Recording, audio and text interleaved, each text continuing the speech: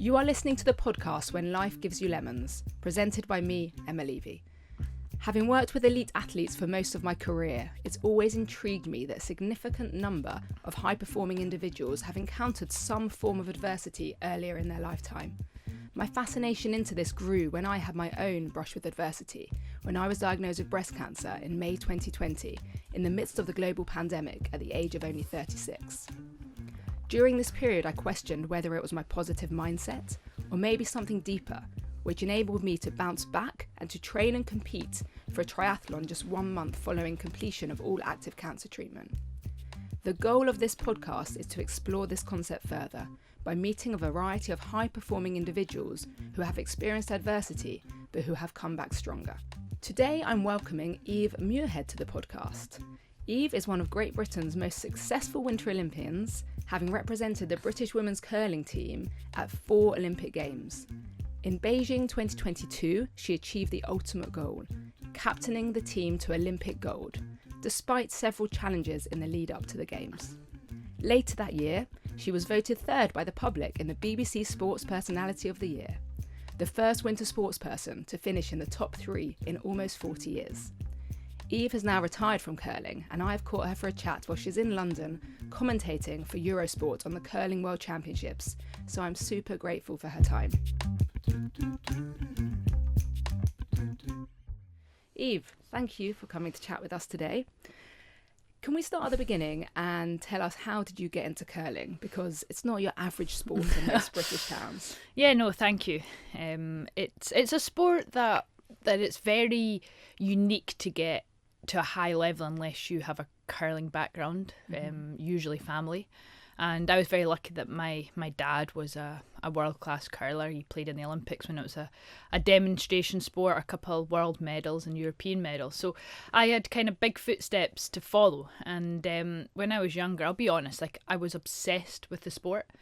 And I would go and watch my dad competing as often as I could, and it was a bit like, right, I'm leaving at 6 a.m. If you're not in the kitchen ready to go, then I'm not taking you. So I'd be there at like 5:30 waiting to go. So I definitely got into the sport through my dad, and really from ever since I saw him doing well, it was something that I wanted to do well in, and that's what kind of made me push forward and realise I had a big opportunity within the sport. Do you think you had a choice? If you wouldn't have wanted to have gone into curling, could you have? I definitely had a choice, and I think that's maybe one thing that I'm very lucky that I've had is parents that never for 1 minute pushed me into the sport. I see a few people that you notice their parents are quite pushy, and then that can ultimately turn into, right, I don't want anything to do with that sport. But for me, it was definitely all my choice. Of course, they supported me in every choice I made, but I was very lucky that I wasn't pushed in. I was helped a lot, taxi driving, by my parents, and I'm sure when I turned 17 it was the best day of their life when I could drive myself. So I think I'm very lucky in that respect. Yeah. And what was it like at school? Was it cool to curl? No, to say it bluntly, curling was a sport that I was lucky that it was part of PE, and not a lot of schools can say they do have curling as their physical activities within PE. We had a small ice rink in Pitlochry, a little village up in the Highlands of Scotland where I'm from, and it was about 10 minutes walk down from the school, and of course I would always choose curling as what I wanted to do within that kind of choices. And but I remember playing schools leagues. I remember when I got slightly better at the sport and selected for different national academies, and then on to kind of international tournaments. I would lie sometimes to my friends that I was going away to curl because it wasn't cool. I would kind of whisper to the teacher at the start of the lesson, like, listen, I need to leave at 3 o'clock because I'm heading wherever. And of course they were super supportive, they loved it. But it just wasn't a cool thing to do at all at school. Yeah. I mean, but you had an amazing career. Like I said in my introduction, you spanned 4 Olympic Games, which is unbelievable. And I believe your first Games was in 2010. And you were the youngest skip in history to win an Olympic medal in 2014 in Sochi when you won a bronze medal. And you were only 23 then. Yeah. And how did that feel, captaining a team of women that were all quite a lot older than you? Yeah, Vancouver, for me, was definitely, like, it was a bit of an eye-opener. In a way, it was a bit of a blessing in disguise that I had that games to kind of learn from. I was the skip of the team, as you say, and the rest of the girls were, a couple of them were mums, and I think 42, the oldest, and I'm trying to captain her at 17 years old. And that was definitely very nerve-wracking for me, because it wasn't a position I had been used to being in. Of course, like, they were super supportive, and but it was very daunting, and it was difficult. And I'll be honest, when I was back there, I was at the Olympic Games, and I probably was a little bit immature. I still had a lot of learning to do. I think I made best friends with the guy who worked at McDonald's. I don't think I stepped foot in the gym the full week, and it was just I was loving it, if you know what I mean. But I wasn't there really as an athlete. I was just there enjoying the time there. Yeah. And it was after that I realised that, God, if I wanted to get good at this sport at this level, like, I need to change my attitude. And that was something I definitely did between getting home from Vancouver and getting on the flight to Sochi. So young, where do you think you got those leadership skills from? It's a very good question. I was a very successful junior curler. I'd won 4 World Junior Championships, something that's never been done before, and I actually had to miss one because of the Vancouver Olympics. But I think a leader is something that you can't just develop without practice. But I also believe that a leader, everyone is a leader in some way. Everyone is a leader within their roles and responsibilities. And I'm just a leader within the tactical side of it, and just kind of driving the team forward. And I still learn today how to be a good leader, or how to get the most out of your team. Like, it's something that I think is constantly developing. But learning those skills from a young age, I guess I learnt the most within my junior career. And as much as my first few years within ladies' ranks, playing as a junior, I got thumped. But it's those losses that you learn the most from, isn't it? Yeah, absolutely. And that takes us then to Pyeongchang. So in 2014, you get your bronze medal in Sochi, and then the next Winter Olympics is 2018 in Pyeongchang. And that wasn't a great games for you guys, was it? And I believe you lost in the semi-finals. Coming fourth, I mean, I've personally always thought that fourth is the worst place to finish in sport. I can tell you it is. And did you throw the last stone? Is that right? So do you blame yourself for that loss? Yeah, I do. And I'm very, very hard on myself in everything I do. Like, I'm a bit of a kind of perfectionist. Anything I do, I want to do it to the best of my ability.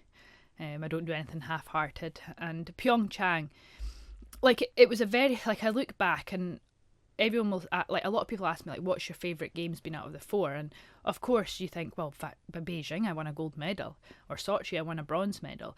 But in Pyeongchang I was competing alongside my 2 brothers. And that's not something you do very often, or a lot of people never would do that. So I had my 2 brothers playing in the men's team. Of course, my mum and dad were there in the stands.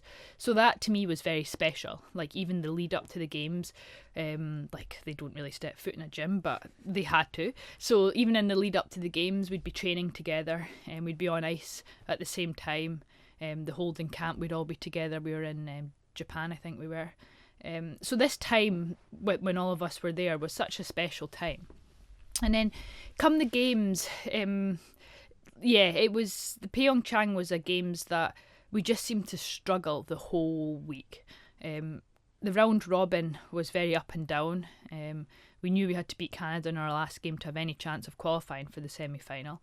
And we did, which to this day, it still seems a bit of a blur. So we managed to get our semi-final spot, got thumped by Sweden in the semi-final. But we knew we still had a chance for a medal in the bronze game.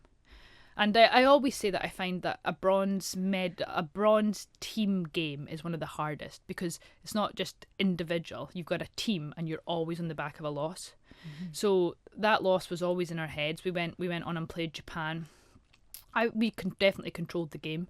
And yeah, like you say, me as the skip captain, I threw the last 2 stones, and I had a a pretty straightforward shot to win a bronze medal. Or to me, my standards, I think it was pretty straightforward. And I missed it. So, like, I shattered the team's dreams, my own dreams of getting another medal, and the weight of the world was just fell on top of me. It was horrible, and I still replay that shot in my head today. Really? Yeah. Even now that you've got a gold medal, you still replay I can still see it. I still know exactly like what I did, and it was something that it stuck with me for a long time because it was it was I would make it 9 out of 10 times in practice, but unfortunately at that time you can't run and replay it, can you? And that's sport, isn't it? Yeah, it is. So how did you feel coming home from those games? That was the games that it took me a lot of time to get over it, and I definitely bottle things up. Like, I find it very hard to speak openly to people about how I'm personally feeling, and there was times, of course, that then I didn't know whether I wanted to carry on or not. I was still I knew I still had another games in me, but I didn't know whether I wanted to push to play in other games. A 4-year cycle is a long time, and I either go in or I don't go in. So I took some time off when I got back, and I eventually kind of opened up and spoke to a few people, got a bit of help, and then slowly kind of got back on the bandwagon. Played back representing Scotland at a few events, but it took me a while to get back into my own stride and get back into my own way of how I wanted to be as a person and an athlete. Yeah. So where did you find that drive to get back to it? Well, the funny thing is, I got back from Pyeongchang and I knew I had to stop because I knew I had to get hip surgery. I played right through Sochi Olympics, carried on Pyeongchang Olympics, and I had a lot of pain within my hip, and I knew I needed to get surgery at some point, but it was just knowing when to get that.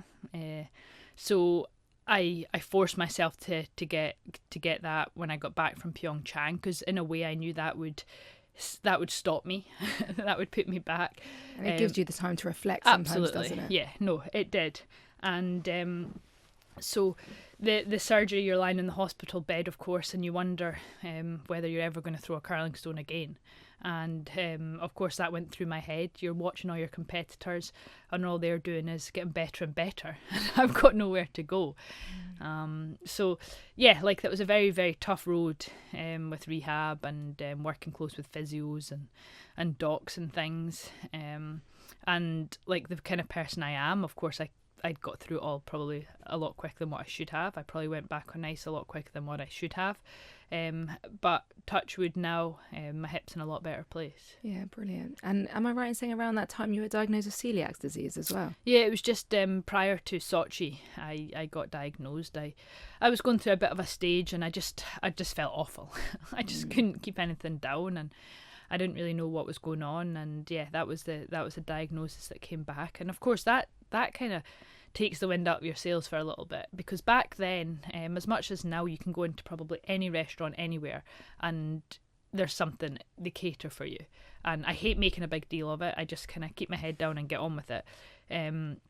But back then, like, it wasn't such a known kind of diagnosis to have, and I'd be honest, I didn't even know what gluten was. I loved a loaf of bread and a bowl of pasta. But now, it's just something that I have to live with. I'm back full health, and I'm happy, and at least I know that that's what I have, and I just have to live with that. Yeah. So as an athlete with that, did you struggle with kind of energy balance at all? Back before I was diagnosed, yes. Now, no. I think now I know what I can and can't eat, and it's something I'm very passionate about, is the kind of nutrition side of it. So I'm always learning about that as well. I'm always kind of figuring out what I do like and what I don't like, and what I get the most out of within my body and things. Yeah, because you're training at the moment for the marathon, aren't you? In a few weeks, the London Marathon. A lot of people think I'm really stupid, and I think that most days as well. But it's another one of those kind of things that as an athlete you retire, and I need something to drive me forward, or a goal. And I've always wanted to do a marathon, and I'm lucky I know Steve Cram very well, and he's helping me out. He's doing my program, he's looking after me, and I thought I would just be getting a generic here's a marathon program, but no, he's like my coach. Amazing. And which is amazing. It's unbelievable. I did a half marathon last weekend, and he came along and watched me, and he just kind of pitches up at different parts of the course and shouts on me, and everyone's like, oh my god, that's Steve Cram. So like to have him in your corner is amazing. Like it has been so good. So I'm just a few weeks out now, and I just need to get through these next few weeks. How's the hip coping? The hip, to be honest, ever since I don't curl anymore, getting in that ridiculous position we get in, it has been absolutely fine. And because running, you're in a kind of straight plane. It has been okay. Just a few kind of hamstring, shin, you name it. It's just starting to creep in a little bit. Exactly. It gets hard now, but now you get the few weeks kind of rest. I know. I actually got my programme from him, was it on Friday or Saturday for the last little bit, and it's like one more longish run, and then it's pretty like just keeping ticking over. Like I think all the hard work's done. And then you get to eat loads. I can't wait. Well, it's my birthday actually on the Saturday, and then the marathon's on the Sunday, so we'll just have to maybe wait till the Sunday for the birthday celebrations. So let's go back then to before Beijing, the World Championships in the summer before that. That wasn't successful either, was it? No, that was a complete disaster, if I'm perfectly honest. So because the World Championships 2 years before the Games was cancelled because of COVID, it was the one World Championships prior to Beijing, so 2021, that was the qualifier for the Games. So we had to finish top 6 at the World Championships in Calgary to qualify Beijing, qualify Team GB a spot in Beijing. So we were the selected team and went out to Calgary, not forgetting, but this was COVID time. So we're out there for 5.5 weeks in a bubble, in a hotel room, rooms on our own, not allowed to leave the room. I think we had a week and a half full isolation, like couldn't leave. And then we were allowed 15 minutes a day to walk around the car park. Wow. We were then also, obviously, the bus to and from the arena. And every meal delivery or room service, like you could literally see Starbucks across the parking lot, but you couldn't go there. You'd have to get it delivered. And every meal out of a plastic tub, plastic cutlery. Me being who I am when it comes to training, like I train a lot, and it's one thing that kind of keeps me mentally going. I actually took my own dumbbell with me, which seems ridiculous, but I had a 15-kilo dumbbell with me because I knew we were going to be stuck. So I did so many workouts within the room, and honestly, it was awful. Yeah. Anyway, to cut a long story short, we didn't finish top 6, and it was the first World Championships I would say that I've truly failed at. And we came home on the back of that, and it was horrible. Like, not one person within the kind of support services team spoke to me for over 3 weeks. And then to me it came to light that when you're successful, everyone wants to be part of your team. They want to be part of you. But when you fail, no one wants to have anything to do with you. And so we went home. We were straight into isolation. My parents spoke to me. I had a few friends that spoke to me. Like my management company spoke to me. But that was it. And I honestly didn't know. I didn't know what to do with myself. I didn't know whether I wanted to carry on curling. And I can say it now, but I was so close to stopping. Really? Very, very close to stopping. I needed to get help, and I did get help. I was put on medication and psychological help. Yeah, and I actually took. I didn't know whether, as I say, I didn't know whether I wanted to go back. The rest of the team went back, and I managed to get another couple of weeks off because I wasn't in a good place to. So we just super low, basically. Like there was days, and I couldn't even open my curtains. I couldn't step foot out the door. It was just like it was a time that. It was I would never put it on want anyone to experience that because it was horrible. Was it the first time you'd experienced that? To that extent, absolutely. So British curling then on the back of us failing at the Worlds, they put together like a squad system. So within a curling team, there's the 5 players, 4 on the ice and 1 alternate. So there was 9 players within this squad. And we knew we had one last chance to qualify for the games at like the Olympic qualifying event. So 3 out of 10 teams qualified, the last 3 remaining spots. And that was only taking place like 4 months prior to Beijing. But in the past, like God, I've known for about 10 months if I'm going to the games or not. So for me, this was all very, very new. There was obviously a lot of press going on around the men's team, the mixed doubles team, because they'd all qualified and the ladies team hadn't. And of course, Eve Muirhead was the failure. So that's how you saw it? Yes, yeah. I guess, yes. So I did eventually bring myself round to go back to training. How long after, do you think? So the rest of the girls, we probably had about 5 weeks off. Mm-hmm. I probably had about 7 weeks off. Okay. And I remember the first day I went back to the National Curling Academy, I was a complete nervous wreck. I just felt like everyone was just looking at me, probably thinking like, why did she get extra time off? Like, why? What's going on? I hated it. It was horrible. Did your teammates know what had been going on with you? Yeah, I think they would have probably put 2 and 2 together. But you didn't speak to anyone. And the thing is, now that we all can speak about it, I know for a fact they were all feeling pretty much the same. Really? Yeah, it was. It wasn't a nice time. So the squad system kind of pushed on with that. Every week you'd be with a different team. You'd be traveling around. But what I decided I would do at that time was, I would just focus on me. Mm-hmm. I knew that if I could get myself well, I would be a better player. In the past, being skip captain, being the person I am, I would take all the responsibilities, like who's got the brush bag, have we got enough brush pads, who's checking at the airport, are you putting your car into the airport car park, who's driving, who's doing this. But I just thought, right, I'm just taking a complete step back, I'll just be where I need to be at what time, and that's exactly what I did. How did you get yourself well?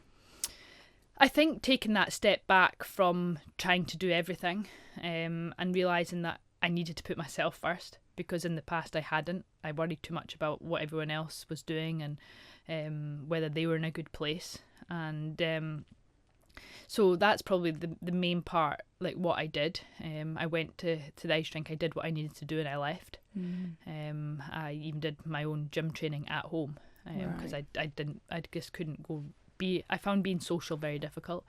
I found being around people very hard. Yeah. So I did my training at home. I put a gym together in my garage.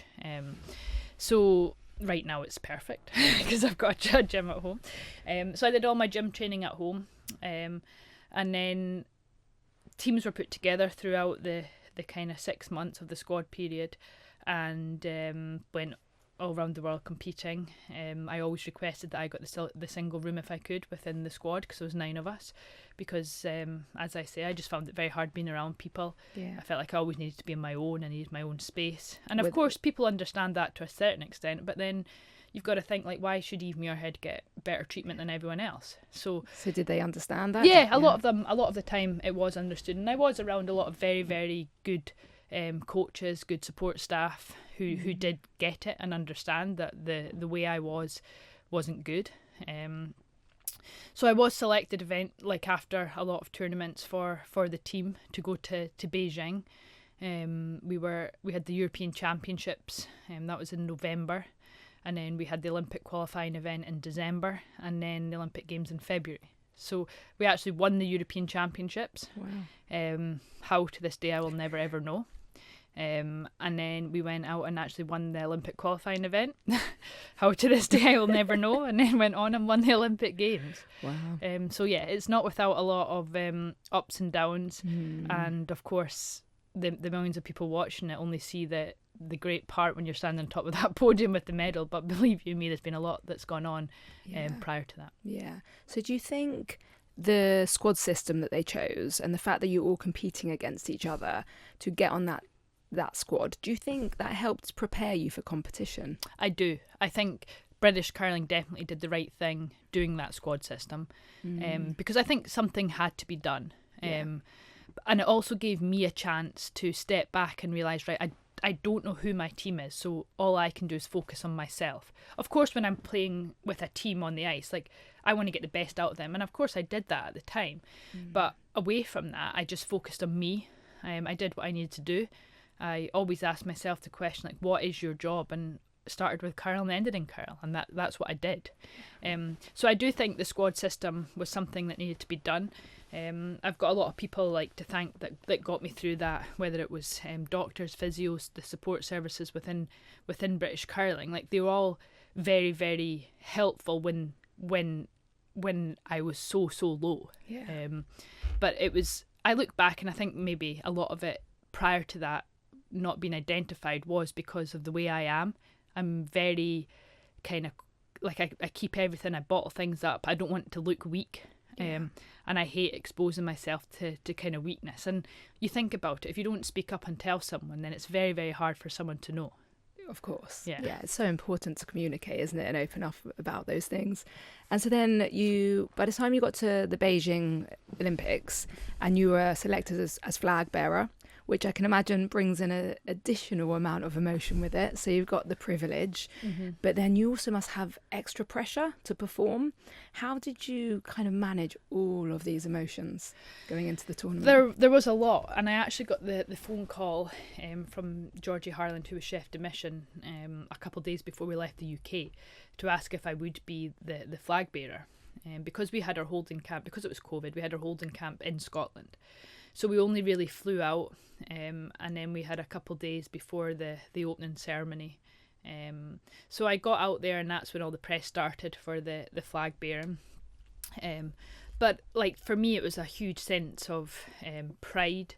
It was a massive privilege to be asked to do that, because every games you're at and you think, oh, I wonder who's going to be flag bearer, and you see the legends like Lizzie Arnold, Amy Williams, all these guys, that Rona Martin, that have got gold medals, and they're the flag bearers, and you're thinking, God, like, that must be amazing, like coming out there at the front leading Team GB at the opening ceremony.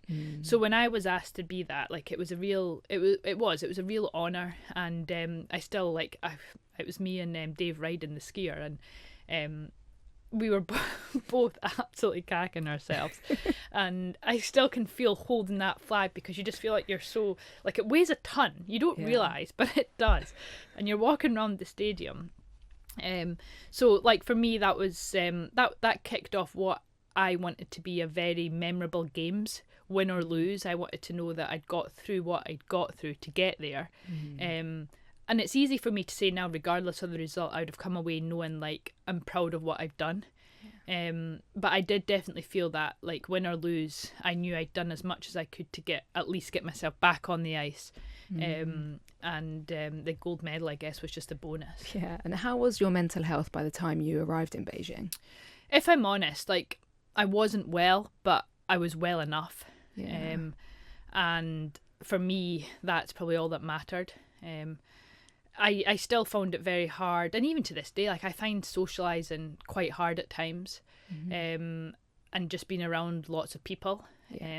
But I guess it just takes time, doesn't it? Like, for me, having now retired, I've actually realised that there's a life away from being an athlete, and it's all I've ever experienced, has been a full-time athlete. I left school, I was a full-time athlete, and now I've retired, and suddenly I realised, God, there actually is a life away from full-time sport. Yeah, and there's that thing, isn't there? There's that post-Olympic feel that people talk about, where you wake up the next morning and you're like, well, I've just achieved my dream. I know. What now? It's it's weird, because we got off the back of the games, you come home and there's so much press. I reckon, no word of a lie, I probably had about 5-6 hours sleep in 4 nights, because we finished our gold medal. You loads of press. We had the closing ceremony that evening. I didn't even have a drink until about 2 a.m. after the closing ceremony. How did it feel, actually, when you won that gold medal? Let's start there. You win the gold medal. How did that feel at that point? It was very surreal, if I'm honest. It felt like a huge weight had just been lifted off my shoulders. Yeah. I felt like I'd been capable of winning a gold medal, but I didn't know why I hadn't before then. So for me, it was something that I knew this team deserved it, because we'd come through so much. So it was a week of up and downs, but it was a week of really, really enjoying it and not being hard on myself. Making sure and make sure the team were in a great place. Made sure they felt rightly so that they deserved to be there, because for all of them it was their first Olympic Games. We just had a really great time as a team and enjoyed it. Yeah, and I've heard other athletes say that their primary emotion when they win that gold medal is relief. Yeah, and absolutely. you've basically just said the same thing. You had this massive weight. It was lifted. And it was just that, and I think everyone saw that when the emotion came out when the anthem started. It was honestly like you'd been this person under a rock for so long, and suddenly that rock had been lifted, and that weight was off your shoulders for sure. Wow. And so was there any celebration time? Honestly, not a lot, because we'd finished the game. I don't know, it was about 6 in the afternoon our time. Straight to a lot of media. We were told, right, you need to be ready for the closing ceremony. We got back to our apartment, and Team GB had left us some champagne and things, but we literally had to get 20 minutes to get ready for the closing ceremony, so we didn't even have time to open that. Closing ceremony, went there. Of course, as ceremonies go, it's very slow paced.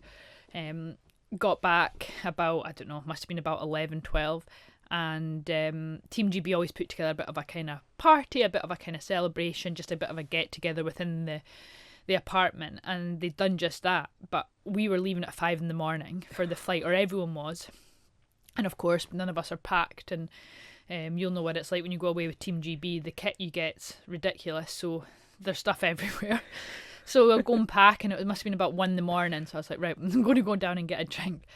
So I stayed down there for a couple of hours. Then the flight home, which on first class, Oh, very nice. first time ever. Even got pajamas, It was amazing.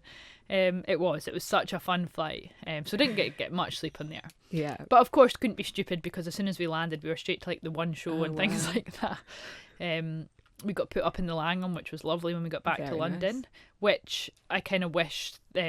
We for all I cared at the time, I could have been in a Travelodge, because I think I slept for about 2 hours, which was a shame. Media flew back to Scotland. I think we got in late at night after a full day of media, and the airport was packed. And Mum and Dad came pick me up, and so it was about 10 o'clock. Got back towards where I stay, and I knew I was 10 steps from my own bed. It was amazing. And then, of course, my full street put on a street party. No way. Which was amazing. And yeah, it was just oh my God, you didn't really, it was so surreal. Yeah. I love that, how people come together. That's what it's like. Yeah. You just forget how many millions of people were watching you. Yeah. So full street party at my house at 10 o'clock at night. So this went on for a few hours, and yeah, of course, never really slept too much. The next day, I remember meeting my little brother for breakfast, because he couldn't come the night before. And then I hit the wall. I was ill as a dog. I think it was just complete exhaustion. Yeah. All your emotions are just drained. I remember lying on the couch, I couldn't keep any food down. And of course, still at the time, you've got to fill in your daily diaries, and COVID still around, so physio was like, I think you need to go and get a COVID test. I was like, I'll tell you now, it's not COVID, I'm just ill. Anyway, so off I go to get a COVID test. Of course, not COVID. Spoke to the doc, he's like, do you know what, just go and get a bottle of Coke and crisps. Love that. So I did that, and spent the next couple of days lying on the couch. It's from the glitz and glamour. It is, honestly, Coke and crisps. of course it's changed my life, it absolutely has, but it's not changed me as a person. Yeah. I'm still just Eve Muirhead, who lives in Scotland, who gets on with life. Yeah. Still got to cook my own dinner that night and everything. Yeah. So did you have that post-Olympic depression? Yeah, I would say for sure. I would say I'd be very surprised if every Olympian didn't get some kind of come down, some kind of small depression post games, because you're so high. Even if you don't win a medal, you're looked after so well. You're basically living the dream for a couple of weeks, and then you get home and you're back to reality. And for me, of course, I've retired now, but it didn't cross my mind, honestly, during the games, not once. When I got home, I didn't really think about it. And then time was kind of creeping on, and I was due to get back to ice the following week. And one morning I woke up and I thought, there is absolutely no way I can go back training. There is just not a chance. And I said, right, that's it. I'm stopping. And that was it. And you fully knew that was the right decision at that point. Yeah. Of course, I spoke to people that, family and friends and things that I wanted to speak to about it, and said, listen, am I being stupid? And not one person said, yeah, you're being stupid, carry on. Yeah. And it's probably one of the best decisions I've made, is stepping away. Yeah. Great to retire when you know that you're ready. Absolutely. I think I'm very lucky that I retired on the top of my sport. Yeah. I retired as European Olympic, and I was the world mixed doubles champion at the time as well. So to finish world Olympic European champion within my sport, like I couldn't really finish on a higher note. Yeah. And then in my introduction, I did mention the BBC Sports Personality of the Year, how you came third, because I think that's a massive achievement. And also it's so amazing that you brought curling into the consciousness of the British public. So, I think that's unbelievable. And in your thank you speech, you said how you did it the hard way, and you learned so much about how to get yourself back from failure. Could you share any of those tips with our listeners? Yeah, like sports personality to me was something I've watched for years and years as a kid. I remember getting the phone call basically telling me you're shortlisted for the top 6, and I was like, stop it. I was like, this is the sport of curling. I'm up against snooker, athletics, you name it. I'm up against these guys, and there's a curler. Anyway, so that was surreal as it was. The evening itself was also very, like, you walk in and they're like, yeah, this is your seats in the front row, and I was like, good one. And then I remember the producer came and he started explaining. So there was 4 of us there who were shortlisted. Ronnie O'Sullivan and a couple of them weren't actually there. So he was explaining, he's like, right, if you finish top 3, this is what you have to do. And I honestly just zoned out. I wasn't really listening to him. And then as the night went on, and then they called my name for being third, I was like, oh no. I was like, I don't have a clue where I'm going. I don't know what to do. And of course it's a live show. So I go up and get the trophy, and I was like, I kind of looked around at my mum and stuff thinking, like, do you know where I go? So I just kind of stood at the side. Thankfully it was the right thing to do. And just kind of stood there with my trophy. Wow. But I think, of course, like to be as low as I was, and then to come back, win the games, and get placed at sports personality, is something that I could only ever have dreamed of. And if I'm honest, how I did that and how I came back from failure would be to take a step back and focus on me as a person and realise what I needed to do to help me. And for me at the time, that was taking a step back and putting myself first, not worrying about the others, not trying to do too many jobs, do what I needed to do, go home, spend time with people who meant something to you. And that's probably exactly what I did. And it's still hard to know how I eventually picked myself up from not even opening my curtains or putting the bin out, because there are times that it's not nice. And of course medication helps, but it doesn't solve everything. And there's been a lot of barriers come through, but I'm over the other side now, and I think the main thing is I'm happy, I'm enjoying life, and that's all I wanted at this time. Yeah, and I to come back from that terrible year to win a gold medal. I've seen your teammates describe you as driven, determined, resilient, and in this podcast we do talk about grit and resilience. And I wondered if you see yourself as a resilient person. I do, yeah, I am, and whatever I do it to the best I can. Speaking about like running, for instance, doing the marathon, I don't think I've missed one day training yet. And if I'm honest, when I was in my curling career as well, I don't think I missed one day training. Wow. Because that's just the kind of person I am. But on top of that, I probably did about 500 extra days. Yeah. But that's just me. Yeah. That's so do you think you've always been resilient, or do you think you've developed resilience along the way? I think I've definitely developed it. I think I look at other people and what they do to achieve their dreams, and you speak to a lot of people, and a lot of people say it's doing that little extra. And of course you say it's the 1% that get you better. And I understand that. But first of all, you've got to get the 99% right. And sometimes you need to take that step back and focus on the basics, focus on the fundamentals. And once they're good, then you can drive forward and do the smaller bits. Yeah. So, and I think you do some motivational speaking now, don't you? And you talk about like strategies for success. Are there any specific strategies that you use that you think help drive you forward? Yeah, like I think there's a lot of kind of strategies that I've experimented over the years, like what's worked for me. But I think for me, I always try and set like small goals. Like, it sounds very cliche, and that's the thing that you should do, is set goals, set boundaries. But it's something that I find helps me move forward. For example, running. Like, I had a half marathon last weekend. Like, I knew that was a small goal that I needed to get to. I achieved that. I did it. I loved it. And then we move on and we've got the marathon. Curling wise, first of all, you focus very much on getting your kind of delivery, getting your technical side of it as good as you can. Throughout the year we have what you call technical assessments, and I always try and every time I do one of them, I'll try and increase every time. And then you've got different events throughout the season. You've got world rankings. Like, you try and, like, Europeans, for instance, like, I want a podium at this one. Make that great. If you don't, then, like, why didn't you? Why did you not achieve that goal? So it's very kind of simple strategies, but very effective ones that I think sometimes people just put out the window and forget about it.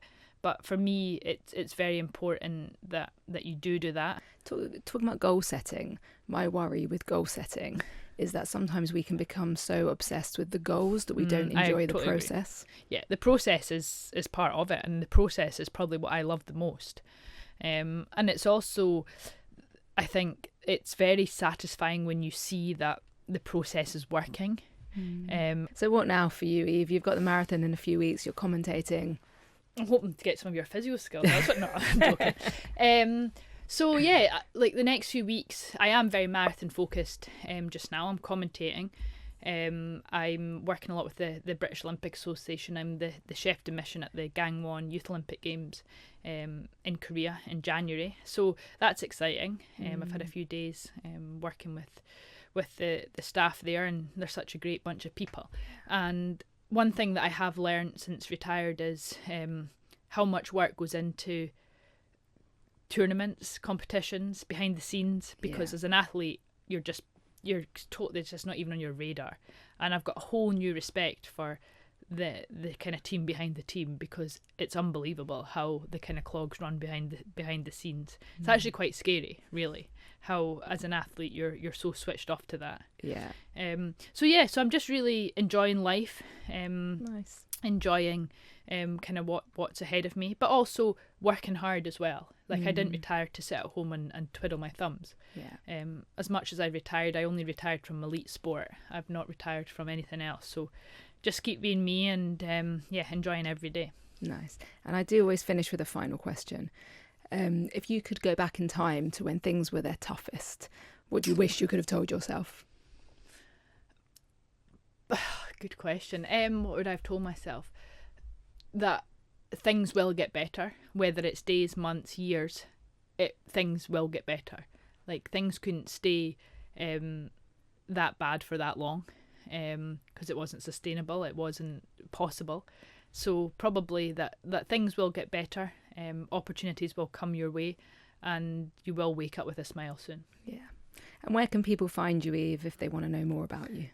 Instagram, Eve Muirhead on Instagram, Twitter, LinkedIn, Facebook, you name it, the usuals. Amazing, thank you. I can't say I'm very good at social media, but I'm on it. Thank you so much, Eve. Thank you for coming to chat to us today. You are a true champion of the winter sports world. Thank you. And I don't doubt that it was your strength, resilience, determination that helped your sporting career be the amazing success it was.